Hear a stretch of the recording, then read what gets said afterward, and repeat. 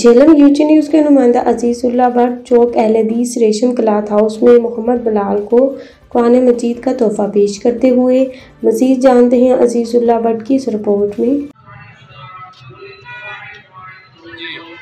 जी आज हम चौक अहल हदीस में आए हैं जनाब। रेशम क्लॉथ पर हम आए हैं जनाब, और जनाब बिलाल साहब को कुरान पाक गिफ्ट कर रहे हैं जनाब। कुरान पाक एक ऐसी किताब है जनाब कि कुरान पाक अल्लाह के पास महफूज है, और ये कुरान पाक अगर हमें ये बदल सकती है, हम इसको नहीं बदल सकते, और हमारी ज़िंदगी बदल सकती है इससे, कुरान पाक से। कुरान पाक हमारे दिलों की शफा है, और हमें अल्लाह की रस्सी को मजबूती से पकड़े रखना चाहिए और फिरकों में नहीं पढ़ना चाहिए, ये हमें बताती है।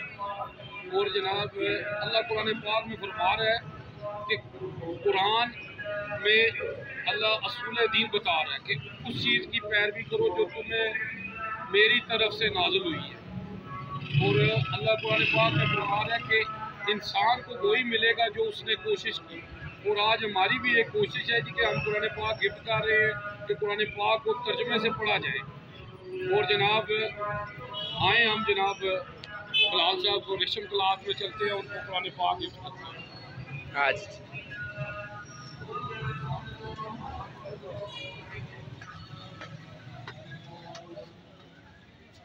जी अस्सलाम वालेकुम जनाब। बिलाल साहब कैसे हैं जनाब? ठीक है, और खैरियत है? कारोबार कैसा है आपका?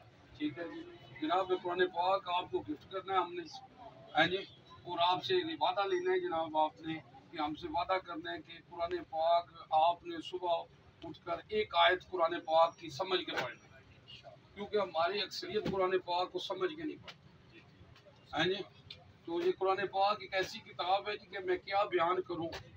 रसूलुल्लाह सल्लल्लाहु अलैहि वसल्लम की शान में अल्लाह ने सब कुछ नाजिल कर दिया कुरान में, हैं जी। तो जनाब और जनाब बहुत शुक्रिया, जज़ाकल्लाह जी। अल्लाहुम्मा सल्ली अला मुहम्मद फी अमान।